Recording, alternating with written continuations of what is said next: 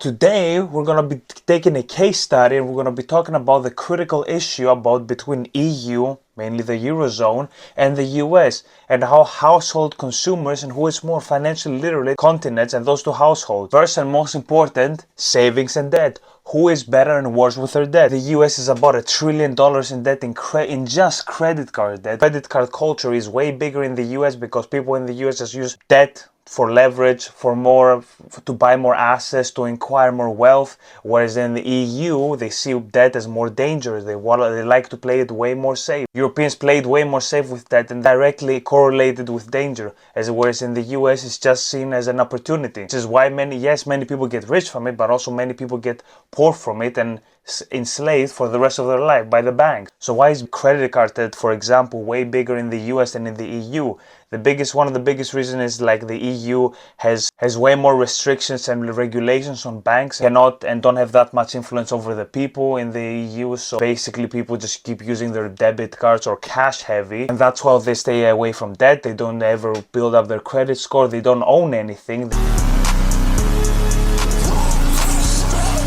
Something that we're going to talk about a bit later in the video, but they don't really own anything. So because the government basically subsidizes everything that is basically a necessity for you, so you won't really need to take out a loan to survive. Basically, if you break a kneecap or something, to pay off an entire hospital bill with debt or whatever. Whereas in the US is way different. Yes, there are different pros and cons, but like hospital bills and all this, it's gonna cost you a fortune. So people also go into debt just from necessities like that. Also, there are many economies, like in the Balkans, for example, the under-the-table economies, whereas people don't really trust the government that much, and they go under the table. They are cash heavy, and they create jobs that are anonymous from the government. They don't pay the taxes, basically live that way and create jobs that way. Mostly in the Balkans it's found. Also, the Americans usually have it from about 70% of how the money that they owe is from the mortgage, because they're gonna be buying a house 300-400k, which is they're gonna be paying away for around 30 years. It would be obviously the majority of their debt, so about 70%.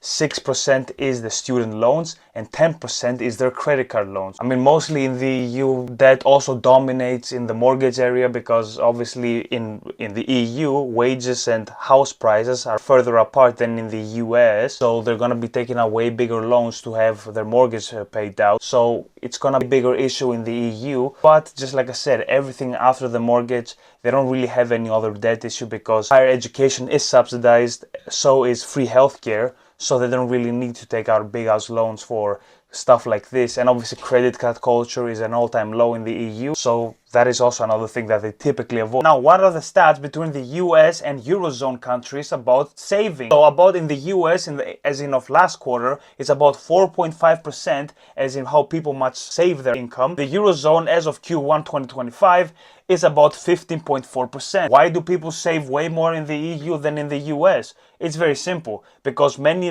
things like healthcare, student loans, and higher education is mostly subsidized and costs way less or free. But in the US, you might probably break your kneecap in an accident. It's gonna put you in generational debt. Obviously, their debt in the US is way bigger, like credit card debt and consumer debt, than in the EU. So obviously, savings is gonna be way less. But coming into the next thing, the next component, it's gonna be wages. Even one of the few countries where in a couple of quarters we can actually see the wages outpace inflation, which is a rare thing to see nowadays actually. For example, a doctor right out of college in the US will make around 250k a year, whereas in the EU, for example, Germany, right out of college or any higher education you're gonna get, which is about 10 years, you're gonna be making around 50 to 60k as a starting salary, which is a massive difference. Which is literally, in the US, you're gonna earn 5 times more. Obviously, you're gonna be paying way more taxes in the Eurozone countries, because that is also the way they subsidize many things like higher education and healthcare. There is obviously pros and cons to many of these countries. I mean, you gotta pick and choose what you really wanna see. It also brings us to the next part, is financial literacy. Who is more financially literate with their money? In the US, they are way more financially literate, and the data actually proves it. Because in the US, we can barely see that everybody is educated about the stock market, their 401ks, how much interest they can get on their money, money, about them growing their money. Also, debt is higher because they use debt as leverage to buy more assets and control more assets, which also brings us to the next point, because in the EU there is a thing called asset poverty.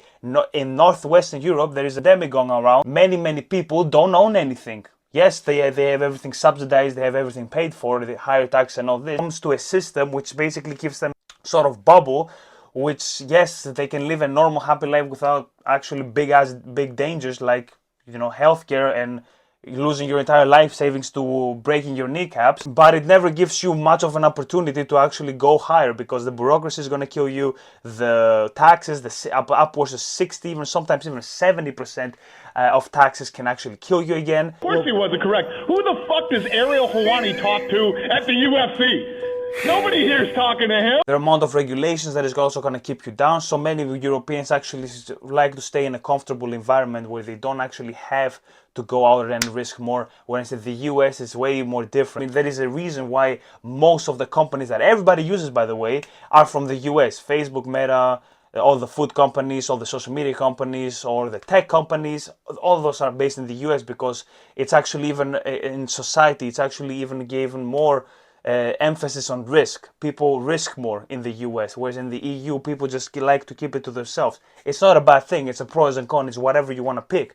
But in the US, this is also why debt is also skyrocketing, because people like to own many things. In the EU, many people just like to stay away from these huge risks and danger, because debt is seen as danger in the EU, whereas in the US it's seen like a big opportunity and a big leverage. There's obviously way more opportunities in the US. You can go to college, you obviously get more scholarships, you get more opportunities based in sports. So for example, if you're a great football player or rugby player, whatever you are in the world, you're good with holding a ball and running fast to the other side, you're gonna get way more opportunity in the US and things paid for you if you're actually really good at a sport. In the EU, that is not, it's mostly a myth. If you really want to be good at a sport, you're gonna become very good in the EU, right? You're gonna take the risk, you're gonna do everything, and after like putting 400% of the work and proving yourself, you're eventually gonna move to the US, where there is actually the place where you're gonna prove yourself even more, because all the mainstream companies, all the streaming companies, all the big competition is in the US, not in the EU. The entire world watches the US and all the competitions that are happening in the US, not the EU. It's because basically it also has to do with the language barrier. Everybody speaks English, so obviously they're gonna go with the US than the EU, because there is way more variety in the EU about Spanish, German, Italian. In the US, way more risk taken in the US, but it also leads to way more danger. As you can see, $1 trillion in credit card debt, unseen in a single country. Yes, it's a big country, but it's way different than in the EU. EU is emphasized on frugality, saving as much as possible just in case anything happens. You keep way more of your money, you save more of your money. That is a cultural norm. Obviously, risk-taking is way more frowned upon in the EU than in the US, because people like to be way more risk averse, and they're like, okay, yeah, we're paying a lot in taxes, but I'm mostly secure, and no accident is gonna take away my entire life savings, so why would I even risk more? Let's keep it that way, let's keep saving, because I have this great opportunity. I live in Berlin, I can tell you no one in my 10 years in Berlin and in Greece and in many other countries, nobody has ever mentioned how the stock market moves, what the stock market is. We have a German 40, while is in the US there is the S&P 500. There is many things that we never ever talked about, but we did talk about the Battle of Waterloo, because it's way more important than actually, you know, learning what a debt is, because there's no reason to learn about, you know, be good with debt. Obviously, never take big loans out, but that's it, because you don't really need to take a big loan out for anything here in the EU, whereas in the US it's obviously going to be way more cautious. But it's how the US and the EU compares each other. Obviously the EU is multiple countries and the US is just a single country with 50 states, but it's still pretty good to make a comparison, because you don't really see many comparisons on, and you don't really hear many statistics about how the EU as a whole is functioning and how people are functioning with their financial literacy. If you don't know, now you know.